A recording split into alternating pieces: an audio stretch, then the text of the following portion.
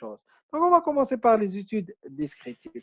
Alors, les études descriptives, leur objectif, c'est de recueillir des données sur l'état d'une maladie ou d'un phénomène de santé à un moment précis dans une population particulière. En quelque sorte, c'est comme si on est en train de prendre une photo instantanée de la situation épidémiologique chez une population bien particulière.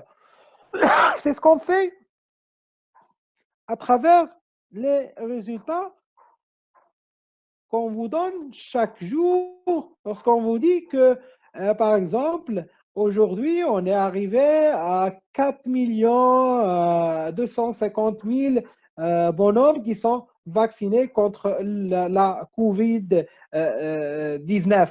Là, on vous dit que ça représente à peu près 11 ou 12% de la population cible de cette campagne de vaccination. Là, on est toujours dans le cadre de la description. On est en train, dans le cadre d'un établissement, d'un état de lieu, sans plus, sans chercher à trouver une explication à ce phénomène. Alors, les études descriptives, il y en a plusieurs. Il y a les études de cas et les séries de cas, les études écologiques, les études d'incidence et les fameuses études de prévalence qu'on appelle aussi études transversales et qui sont les plus connues et qui sont les plus utilisées. On va commencer par les études de cas et les séries de cas. Alors, généralement, les études de cas et les séries de cas, ils constituent la première étape de la reconnaissance d'une nouvelle maladie ou d'un nouveau facteur de risque. Par exemple, durant les années 50, les années 60 du siècle précédent, on a constaté un phénomène bizarre, ce que pas mal de femmes, une dizaine ou une quinzaine de femmes, ils présentaient des accidents thromboemboliques et que c'était des femmes qui prenaient de la contraception, c'est-à-dire des comprimés de contraception à base d'ostroprogestatifs. Donc, c'était une étude qui était basée sur la description d'un phénomène santé chez un petit effectif de femmes. Alors, à partir de ça, on s'est demandé, et c'est ce qui est arrivé avec, je ne sais pas si vous en avez entendu parler des accidents thromboemboliques suite à la vaccination par AstraZeneca. Vous avez entendu parler de ça ces derniers jours?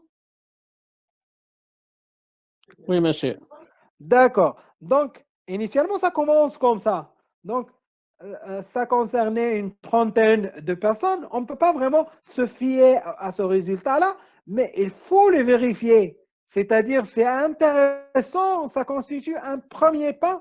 Et par la suite, à travers d'autres types d'études épidémiologiques, on pourra dire que c'est vrai, la vaccination par AstraZeneca cause des accidents thromboemboliques, ou c'est faux, ces résultats, c'était du pur hasard. Mais ça constitue quand même une première étape qui nous permet de tirer la sonnette d'alarme et de pousser les investigations pour ne pas tomber dans le piège et avoir beaucoup de dégâts. Maintenant, ça, c'était les études de cas et les études de série de cas. Et d'ailleurs, parmi vous, il y aura, je crois que vous êtes tous tenus de présenter un mémoire pour obtenir votre master. Et généralement, on va vous proposer des études de cas ou de séries de cas où vous allez rassembler des informations concernant une dizaine, une vingtaine, une trentaine de patients. Sachez que ça fait partie de ce type d'études, une description de séries de cas ou d'études de cas. Par exemple, s'il y a un malade qui présente une malformation qui est très rare, vous pouvez faire la description d'un seul cas et ça constitue un type parmi d'autres d'études épidémiologiques descriptives. On passe au deuxième type, c'est les études écologiques. Alors, pour les études écologiques, l'unité d'analyse, c'est les populations, c'est les groupes de personnes. C'est-à-dire, on fait des comparaisons, mais des comparaisons à travers, à travers des groupes de populations ou des nations carrément au cours de la même période ou à des périodes différentes. Par exemple, les études écologiques ont montré que différents aliments pouvaient constituer des facteurs de risque pour le cancer de côlon. L'illustration de ça, c'est les pays où la ration de viande était la plus faible, avait le taux le plus bas de cancer de côlon. C'est-à-dire, on a fait la comparaison entre l'alimentation des pays nordiques ou des pays scandinaves qui mangent beaucoup de viande et la fréquence du cancer de côlon chez la population méditerranéenne, par exemple, l'Algérie, le Maroc, l'Espagne, l'Italie, on a constaté que la fréquence de cancer de côlon chez les gens qui adoptent un régime méditerranéen elle est plus faible par rapport aux pays où il y a une consommation excessive de la viande. Donc, on est en train de faire une comparaison, mais à l'échelon populationnel, sans vraiment faire d'intervention et sans prendre de groupe et le suivre à travers le temps. Alors, la vérification de cette hypothèse, comme les études de cas et les séries de cas, nécessite aussi la mise en œuvre d'études épidémiologiques analytiques chez les individus, et non pas à l'échelon groupe ou à l'échelon population. Puis il y a les études d'incidence. Alors, ce sont des études longitudinales. Alors, le principe, c'est quoi? C'est de suivre une population sur une période donnée, durant laquelle on va observer l'apparition d'une ou plusieurs maladies. L'intérêt de ces études d'incidence, c'est d'évaluer l'évolution d'une maladie et l'impact des mesures préventives. Alors là, généralement, les études d'incidence, leur finalité, ou plutôt on les utilise généralement dans le cadre de la surveillance épidémiologique. Alors, l'exemple type, on ne va pas prendre ce graphique-là, mais on va prendre ce qui se passe aujourd'hui chez nous et dans le monde. On sait que chaque jour, on vous annonce au niveau des médias, sur les sites Internet, des chiffres qui concernent le nouveau cas, c'est de la COVID-19 qui concerne le cumul de cas, qui concerne les décès. Et le fait de faire le suivi de ces chiffres de façon quotidienne, c'est comme, parce qu'on on est en train de suivre les nouveaux cas, les cas incidents. C'est ça les études d'incidence. Ça nous permet d'avoir une idée sur l'évolution de ce phénomène à travers le temps. Et c'est comme ça qu'on peut dire qu'on est arrivé à une première vague, à une deuxième vague, à une troisième vague, etc. Maintenant, on va terminer toujours dans le cadre des études descriptives par les études de prévalence ou bien les études transversales et on va les détailler en essayant de voir leurs principes, comment on définit la population source et comment on sélectionne l'échantillon de l'étude, comment on fait pour recueillir les données qui nous intéressent, quelle analyse adopter, quelle analyse statistique adopter pour traiter ces données-là et quelle interprétation donner à ce résultat. Puis, on terminera par les intérêts et les limites de ces études de prévalence ou ces études transversales, bien sûr, avant de conclure. Alors, le principe des études épidémiologiques transversales ou de prévalence. Alors, ce sont des études qui sont très utilisées pour décrire la fréquence d'un phénomène ou d'un événement de santé dans une population dans le cadre épidémiologique, bien sûr, descriptif pur et dur. Et conduisent à mesurer, parce que ce sont des études transversales, ce sont des études de prévalence, et ils conduisent à mesurer la prévalence. Donc, si vous vous souvenez de la définition, c'est quoi la prévalence? C'est un rapport entre qu'est-ce qu'il y a dans le numérateur et dénominateur, la prévalence. J'attends votre réponse.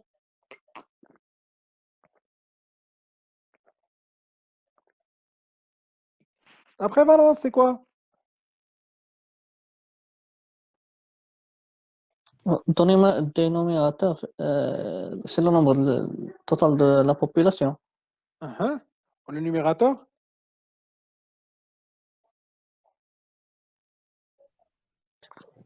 C'est le Population nombre de à risque. patients affectés. Uh-huh. Les nouveaux et les anciens cas.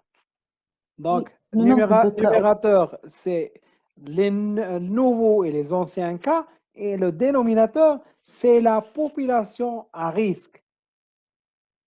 Pas toute la population, mais la population à risque. L'exemple, je ne sais pas si vous vous souvenez, supposons que je vous demande de calculer la prévalence du cancer de prostate chez la population marocaine. Vous allez prendre les gens, les nouveaux et les anciens cas qui ont un cancer de prostate et le diviser par la population marocaine de sexe masculin, parce qu'en fin de compte, les femmes n'ont pas de prostate. D'accord? Donc, c'est pour dire que le dénominateur, c'est la population à risque de développer la maladie ou le phénomène de santé étudié. Hop. D'accord. Alors, ils sont généralement utilisés pour soulever ou pour évoquer des hypothèses qu'on va vérifier à travers les études épidémiologiques. Et comme c'est schématisé sur cette diapo-là, on est en train de prendre une photo où on a une idée, ou bien on décrit la fréquence des malades, qu'ils soient nouveaux ou anciens, et en même temps, on est en train de prendre des informations concernant l'exposition au même moment. Supposons que je vous demande de calculer ou d'apprécier la prévalence des tabagiques ou plutôt du cancer de poumon dans une population. Vous allez me dire que ça représente 80, plutôt 20% de la population, d'une population particulière. Et en même moment, je vous demande de calculer le nombre de fumeurs dans cette population. Vous allez me dire qu'il y a 30% qui fument de cette population. Maintenant, si je vous dis, est-ce que c'est le tabagisme, c'est un facteur de risque du cancer de poumon ou pas, vous ne pouvez pas me répondre parce que vous ne pouvez pas savoir est-ce que ces gens qui présentent le cancer de poumon étaient fumeurs avant d'avoir le cancer ou bien ils sont devenus fumeurs après avoir le cancer. Donc, les études de prévalence, ils ne permettent pas d'avoir une idée sur le lien de causalité et d'avoir une idée sur la chronologie entre l'événement ou la maladie et l'exposition. Alors, comment on fait pour sélectionner la population source et l'échantillon sur lequel on va mener une étude transversale? Alors, la sélection d'un échantillon représentatif de la population cible est primordiale dans ce type d'étude transversale. Donc, en pratique, il est nécessaire déjà de déterminer la population source, puis de sélectionner l'échantillon d'étude. Alors là, le choix de la population source dépend initialement de l'objectif de l'étude, mais également de la faisabilité, de l'accessibilité, ou plutôt l'accessibilité, de l'accessibilité, c'est ça. Alors, je ne sais pas si vous vous souvenez de la différence entre population source, population cible et échantillon. Aqlim?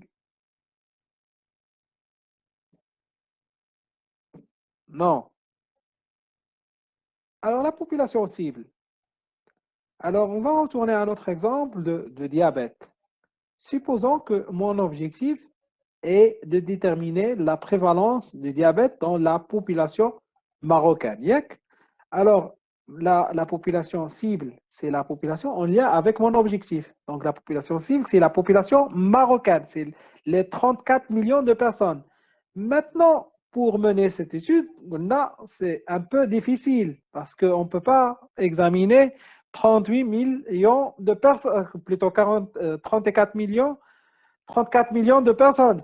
Alors à ce moment-là, on va choisir un effectif réduit, un échantillon. Alors cet échantillon-là, il y a une façon de le calculer. C'est ce qu'on va voir de suite. Mais avant d'arriver à l'échantillon, supposons que cet échantillon doit être composé de 200 ou 300 personnes. Maintenant, pour que cet échantillon soit représentatif, l'idéal, c'est d'avoir une base de données ou là, une liste où on a les noms, les prénoms, les siens, les numéros de téléphone de 34 millions de personnes et de choisir au hasard les 200, là, les 300, il y en a. Alors, chose qui est vraiment très difficile parce que les 34 millions ne sont pas tous des adultes, ils n'ont pas tous des numéros de téléphone, on ne peut pas avoir vraiment leur nom et leur prénom avec précision. Donc, on va choisir une population source. Source à quoi? Il est source à notre échantillon qui est les 200 ou les 300 personnes qui vont constituer notre échantillon. Alors, la population source et qui sera représentative de la population cible, toujours dans le cadre de notre exemple, on ne trouvera pas mieux que la population du Grand Casablanca. Déjà, on est passé de 34 millions de personnes. Le Grand Casablanca, c'est à peu près 5 millions de personnes. Donc, c'est à peu près le 1 sixième. Et dans ce 1 sixième, on peut avoir accès presque à la totalité de tous les Casablancais et faire un tirage au sort de façon à avoir les 200 à 300 personnes. Donc, ces 200 et 300 personnes, pour qu'ils soient représentatifs, il faut qu'ils soient choisis au hasard. Maintenant, le fait de choisir au hasard, ça ne veut pas dire que vraiment il y a du hasard et qu'on fait ça n'importe comment. Mais on calcule le nombre nécessaire qui va nous permettre de dire que, c'est-à-dire sur ces 200 ou 300 personnes, si je calcule la prévalence du diabète et je trouve que ça représente 20% de ces 200 ou 300 personnes, ça veut dire que dans la population générale, la population marocaine des 34 millions de personnes, il y a 20 à 30% des gens qui présentent le diabète. C'est-à-dire, je peux généraliser ce que j'ai trouvé au niveau de l'échantillon sur la population cible, sur la population qui est en rapport avec mon objectif. Et pour faire ça, il y a des équations, des formules mathématiques qui nous permettent de dire est-ce que j'ai besoin de 200 personnes, est-ce que j'ai besoin de 300 personnes, 3000, etc. Ces formules mathématiques prennent en considération plusieurs paramètres. Initialement, la prévalence attendue dans la population, le risque de première espèce ou bien le risque alpha et le risque de deuxième espèce ou bien le risque bêta. Ces deux types de risques, on va les voir lorsqu'on va voir ensemble le chapitre des tests statistiques. Donc, ne faites pas attention, très attention à ça maintenant, mais on aura l'explication lorsqu'on verra les tests statistiques. Alors, pour le calcul ou bien pour calculer le nombre de sujets nécessaires pour atteindre notre objectif et pouvoir généraliser nos résultats, il y a des formules mathématiques et il y a des logiciels à condition de connaître et de maîtriser les formules mathématiques. Maintenant, on a notre population, on a notre échantillon. Alors, on doit recueillir les données qui vont nous permettre d'atteindre notre objectif. Alors, le recueil des données, c'est une étape très importante. Cette étape, elle est importante parce que à partir de cette étape-là, qu'on peut avoir ou ne pas avoir des résultats de bonne qualité, des résultats fiables. C'est pour ça qu'il faut bien la préparer et bien la planifier d'avance. Et pour recueillir les données, on doit choisir un mode ou une méthode qui doit être standardisée pour assurer la reproductibilité et la fiabilité des données. Alors, le recueil des données doit être fait par un seul opérateur et un seul et un même opérateur. Sinon, il faut prendre plusieurs investigateurs, plusieurs opérateurs, mais qui ont les mêmes moyens, la même formation et les mêmes outils pour recueillir les données. Un exemple très simple pour parler de cette standardisation, pour parler de cette reproductibilité et fiabilité des données et pourquoi on a besoin qu'un seul et un même opérateur recueille les données ou sinon des opérateurs qui ont eu la même formation.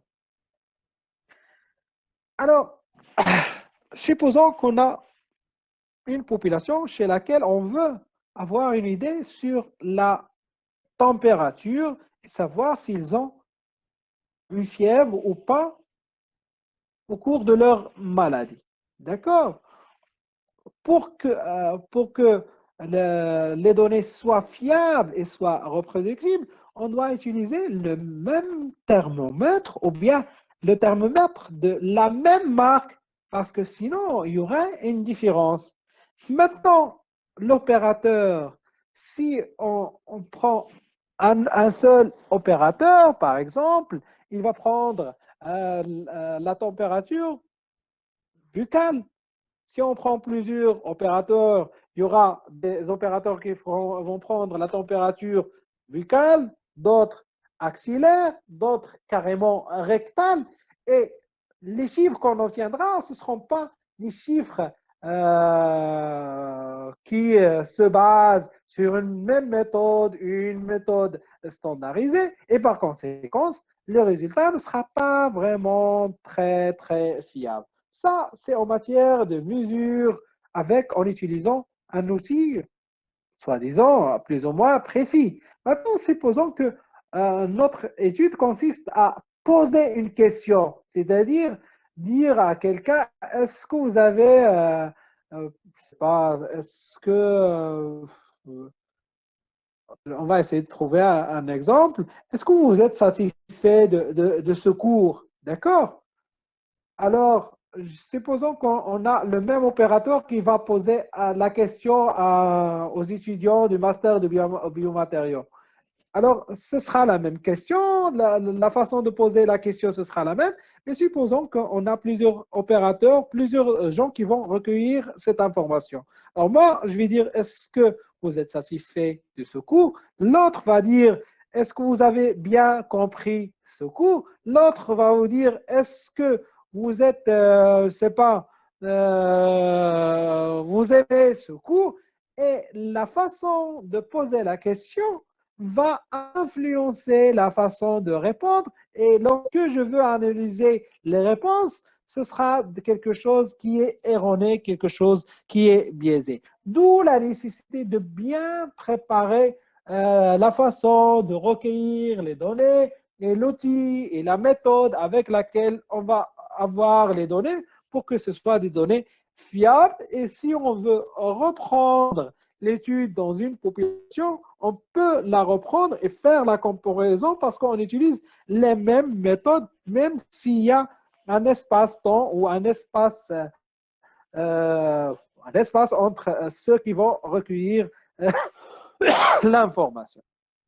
Alors après, qu'est-ce qu'on va faire avec ces données qu'on a recueillies? Alors les données qu'on a recueillies, il faut au préalable vérifier que l'échantillon est bien représentatif de la population source pour pouvoir dire que ce que j'ai trouvé au niveau de cet échantillon, je peux le généraliser sur la population cible. Bien sûr, cela en estimant la fréquence et la nature de non-réponse et de refus. Supposons que mon étude, je la réalise sur 300 personnes pour pouvoir dire est-ce que ce phénomène que je suis en train d'étudier représente 20% chez cette population, 30%, 50%. Alors, supposons que parmi les 300, il n'y avait que 100 personnes qui ont accepté de répondre à mes questions ou qui étaient présents. Alors là, c'est les résultats que je vais trouver. Alors, je m'attendais à des réponses chez 300, alors que j'ai des réponses seulement chez 100 personnes. Je ne peux pas vraiment me baser sur les résultats que j'ai obtenus pour dire que ce qui est valable sur 300, il est valable sur les 34 millions de personnes parce que à la base, déjà mon échantillon a refusé ou je n'ai pas pu recueillir la donnée sur la totalité dans mon échantillon. Alors, après avoir recueilli mes données, en les mettant sur ce qu'on appelle une base de données, généralement on n'utilise pas pour ça des logiciels, notamment Excel, je vais résumer mes données soit sous forme de chiffres, soit sous forme de tableaux ou sous forme de figures. Et après, généralement, pour les études transversales, les études de prévalence, on se limite à la description et dire que dans ma population, j'ai 20% de sexe masculin. La moyenne d'âge, elle est de 18 ans, plus ou moins 2 ans. Les gens qui étaient satisfaits représentent 20% de la population, etc. Et on s'arrête là. Mais parfois, il y a des études transversales qui ont une visée étiologique et à ce moment-là, on prend la prévalence au niveau de plusieurs groupes et on fait la comparaison. Par exemple, on va retourner à notre exemple de cancer de poumon et du tabagisme. Supposons qu'on a trouvé une population, qu'on a pris une population constituée de 200 étudiants plutôt, puisqu'on va parler de cancer de poumon, on va prendre une population de sujets un peu âgés. Supposons qu'on a une population de 200 personnes qui ont un âge entre 50 et 70 ans. Et dans cette population, on a trouvé 20% des gens qui ont le cancer de poumon. Et dans la même population, il y avait 30% de tabagiques. Alors, on va prendre le groupe de tabagiques et le groupe de non-tabagiques et essayer de voir la prévalence du cancer de poumon dans, dans chaque groupe. Alors, comme je dis tout à l'heure, on ne peut pas statuer, on ne peut pas dire que c'est le tabagisme qui a précédé le cancer ou c'est l'inverse parce qu'il s'agit d'une étude transversale, mais on peut dire que le cancer de poumon est le plus fréquent chez les tabagiques par rapport aux non-tabagiques, sans dire que le tabagisme c'est un facteur de risque et sans dire que c'est le tabagisme qui a causé le cancer de poumon. Alors, les intérêts et les limites de ce type d'études épidémiologiques. Alors, par définition, la durée de ces études transversales, elle est très, très brève parce qu'il constitue à une prise, comme je l'ai schématisé tout à l'heure, d'une prise instantanée, de photographie, on est une population bien déterminée. Et l'intérêt de ces études-là, parce que la durée est limitée, donc l'obtention des résultats, elle est rapide. De même, le coût, c'est-à-dire que ce soit en matière d'argent, que ce soit en matière d'effort, il est relativement limité. Et les sujets sur lesquels on va appliquer notre étude, ils sont là, ils sont disponibles, parce qu'il y aura qu'un seul passage. Et en même temps, on peut poser la question et on peut faire au même moment un prélèvement sans plus, sans qu'il y ait de suivi. Alors, la limite ou bien les limites de ce type d'études, c'est qu'on ne peut pas vraiment déterminer la causalité et dire que c'est ce déterminant, c'est lui qui a causé cet événement de santé ou pas, parce que on prend ou bien on décrit en même moment la fréquence de l'événement et de l'exposition et on n'a pas une idée sur la chronologie des choses. Alors, pour terminer, on va dire que les études épidémiologiques transversales sont des études qui sont très utilisées pour la description des populations et les analyses notamment des risques professionnels et ils présentent de nombreux intérêts, en particulier leur relative facilité de réalisation, que ce soit concernant le coût, que ce soit concernant l'effort, que ce soit concernant le temps. Cependant, il faut connaître leurs limites pour leur donner une interprétation correcte, notamment de leurs résultats. Donc, ça, c'était les études épidémiologiques descriptives, notamment, ou bien en particulier, les études transversales et les études de prévalence.